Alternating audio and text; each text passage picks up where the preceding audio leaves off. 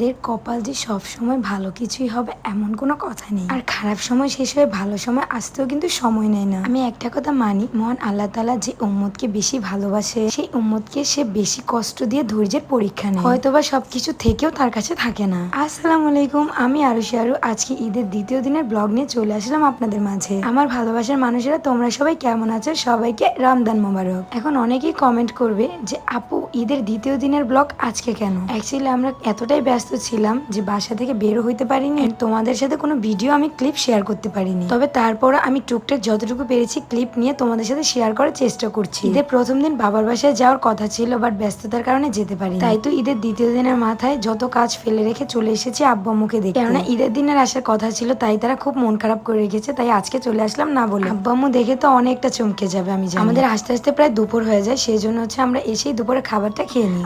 এই আরো এই তোমার যে ডাকতেছি, তোমার কি কান দেখি যায় না? নাকি আমার ডাক শোনো না তুমি? না শূন্য তুমি না শোনার বান করো? বেশি ইম্পর্টেন্ট হচ্ছে আমার কাছে কি খাইতেছো তুমি? জুস। তো দেও, আমারও দাও, আমি একটু খাই জুস। এই বোকা, কি এটা হচ্ছে আমার স্কিন কেয়ারের জুস। স্কিন কেয়ারের আবার কিসের জুস? ক্লোজিন pink juice. মানে ওমা, পিঙ্ক কালার, তোমার পার্লার কালার দিয়ে এটা? আরে ভাই, এটা খাইলা ইনস্ট্যান্ট জাদুর মতো একদম মানে ফুল ফেস বডি ফর্সা করে। তাই নাকি? হ্যাঁ। এটা কি, এটা কি নাম কি? ক্লোজিন পিঙ্ক জুস। গাইস, আজকালকার পিঙ্ক জুস মানে কি জুসও নাকি? হ্যাঁ, শুধু শুধু নাইট ক্রিম ইউজ করবেন কেন? এই যে পিঙ্ক জুসটা খান, সাথে সাথে আমার মতো ফর্সা হয়ে যান। এটা খেলে ফর্সা হয়ে যায়? হ্যাঁ। এটা কই থেকে নিছো তুমি? এটা আমি নিয়েছি হচ্ছে বিটিআর কালেকশন পেজ থেকে। তাই নাকি? তাদের পেজ, অরিজিনাল পেজের ফলোয়ার হচ্ছে 1,40,000।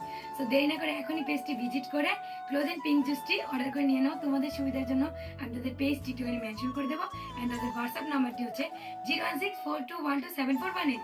আসলে সব মেয়েদের হয়তোবা বাবা মার বাসায় আলাদা একটা শান্তি থাকে, আর এই শান্তি সুখটা হয়তোবা টাকা পয়সা ধন সম্পদ দিয়ে পাওয়া যায় না। বাবা মার ঘরটা কুড়ের ঘর হলেও সন্তানদের কাছে সবসময় সেটা রাজপ্রাসাদ মনে হয়। আমার বাবা মার পরিবার মধ্যবিত্ত হলেও কিন্তু জামাইকে আপ্যায়ন করতে কোনো ত্রুটি রাখে না। আর বাবা যখনই আসবে তার পছন্দ মতো প্রত্যেকটা খাবার আইটেম তৈরি করবে। আজকে আমাদের সাথে নতুন মেহমান এসেছে, বাচ্চা এন্ড নেহা। সব জায়গায় তাদেরকে নিয়ে ঘুরলো, আমার বাবার বাসায় আজ পর্যন্ত আসা হয়নি। তাই তো ঈদটা যেহেতু আমাদের বাসায় করেছি, ঈদের দ্বিতীয় দিনে তাদেরকে নিয়ে চলে আসলাম আব্বু আম্মুর বাসায়। আর সবাই তো এখন জানোই যে নেহা হচ্ছে আমার বোন। আসলে নেহার আমার মধ্যে এমন একটা ভালো বন্ডিং তৈরি হয়েছে, সবাই একটু দোয়া করবে। মায়ের পেটের বোন না হলেও কিন্তু আমরা দুজন এর থেকে কোনো অংশেই কম নয়। বাবার বাসায় এসে ভালোবাসার মানুষদেরকে নিয়ে একসাথে খেতে বসতে পেরেছি। আসলে মহান আল্লাহ তাআলা কপালে যা রাখে ভালোই রাখে। ঈদের দিন আসতে পারিনি বলে মনটা এতটা খারাপ হয়েছিল, হয়তোবা সব খারাপ আমার সাথেই হয়। ঈদের দিনে সারাটা রাত আমি এই কথাটাই ভেবেছিলাম, বাট দ্বিতীয় দিন যখন সোয়ার পাপা আমাদেরকে রেডি করিয়ে নিয়ে চলে আসলো, তখন তো আমি অনেক খুশি। একটা কথা কিন্তু মানতেই হবে, প্ল্যান করে কোনো কিছু করতে চাইলে কিন্তু সেটা একদম পারফেক্টলি হয় না। আর আমরা প্ল্যান ছাড়া এসেছি, দেখো কতটা মজা করতে পারছি। আর আমরা খেতে বসলে সবাই একসাথে এমনিতেই খুব মজা হয়। আমার ফেস দেখে তোমরা কি বুঝতে পেরেছো আমি জানি না, বাট আমি কিন্তু ডিম দেখে এমন রিয়াকশন দিয়েছি। খাবারের মধ্যে আমার সব থেকে শত্রু হচ্ছে ডিম। কেন জানি না, সিদ্ধ ডিমটা আমরা একদমই পছন্দ। যাই হোক, আজকের প্রতিটা খাবার ছিল খুবই